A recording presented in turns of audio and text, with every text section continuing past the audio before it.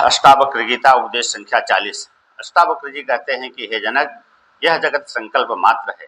परमार्थ दृष्टि से तो आत्मा से अतिरिक्त कोई वस्तु भी भाव रूप अर्थात सत्य रूप नहीं है। आत्मा ही सत्य रूप है और संपूर्ण प्रपंच अभाव रूप है अर्थात असत्य रूप है। आत्मा किसी की दूर नहीं है और आत्मा परिच्छिन्न भी नहीं है, क्योंकि सर्वत्र व्यापक है। इसी वास्ते आत्मा नित्य ही प्राप्त है। मन के संकल्प के वश में अज्ञानी पुरुष आत्मा को अप्राप्त की तरह मानते हैं। अष्टावक्र जी कहते हैं कि हे जनक, अज्ञान रूपी मोह का आवरण सबके अंतःकरण में हो रहा है। उस आवरण से आत्मा का साक्षात्कार किसी को नहीं होता है। उस आवरण से दूर करने के लिए गुरु शास्त्र की आवश्यकता है। संपूर्ण जगत मन की कल्पना मात्र है। आत्मा नित्य मुक्त है, सनातन है। ऐसा निश्चय करके विद्वान ज्ञानी बालक की तरह चेष्टा करता है। त्वम पद का अर्थ जो जीवात्मा है और तद पद का अर्थ जो ब्रह्म है, दोनों के अभेद को निश्चय करके भाव और अभाव अर्थात भाव जो घटादि पदार्थ है और उनका जो अभाव है, दोनों अधिष्ठान चेतन में कल्पित हैं। इस प्रकार समस्त जगत को तुच्छ जानकर जिस विद्वान की विद्या नष्ट हो गई है, वह जिसको जानने की और कथन करने की इच्छा करता है, उसे न कथन ही करता है न किसी कार्य को ही करता है, क्योंकि अब उसमें कर्तृत्वाभिमान नहीं है।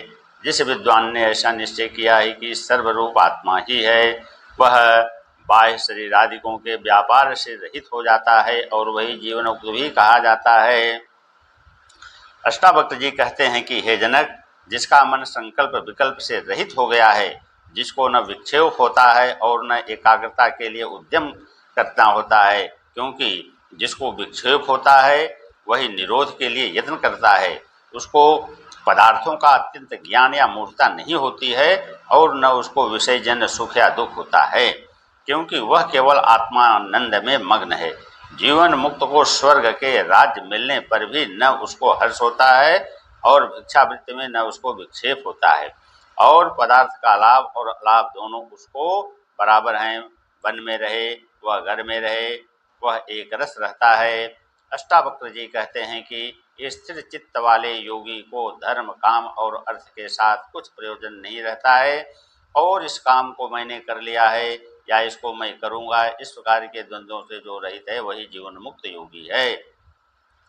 जीवन मुक्त पुरुष की कोई क्रिया अपने संकल्प से नहीं होती है और न कुछ उसको करने योग्य कर्म बाकी रहता है, क्योंकि उसको किसी पदार्थ में राग नहीं है और राग के बिना कोई कृत्य कर्म नहीं है। और राग द्वेष का हेतु जो अविद्या है वह उसकी नष्ट हो गई है। उसके शरीर की यात्रा प्रारब्धवश चलती रहती है। जीवन मुक्त के सब संकल्प नष्ट हो जाते हैं। इसी से उसको मोह भी किसी पदार्थ में नहीं रहता है। इसी से उसको दृष्टि में जगत भी प्रतीत होता है और न वह ध्यान की तथा मुक्त की इच्छा करता है, क्योंकि उसके मन की इच्छा कोई भी बाकी नहीं रहती है। जिसने इस विश्व को अर्थात जगत को देखा है, वह यह नहीं कह सकता कि जगत नहीं है, क्योंकि उसको जगत होने और न होने की वासनाएं बनी हैं। और जो निर्वासनिक पुरुष है वह जगत को देखता हुआ भी नहीं देखता है, क्योंकि वह सुषुप्त युक्त पुरुष की तरह मन के संकल्प और विकल्प से रहित होता है। अष्टावक्र जी कहते हैं कि जिस पुरुष ने सबसे अलग ब्रह्म को देखा है, उसी को ऐसा अनुभव है कि अहम ब्रह्म, मैं ब्रह्म हूँ।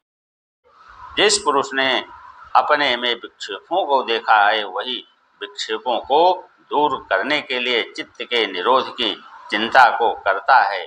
जिसको कोई विक्षेप नहीं रहता, वह विक्षेप के दूर करने के लिए चित्त का निरोध भी नहीं करता है।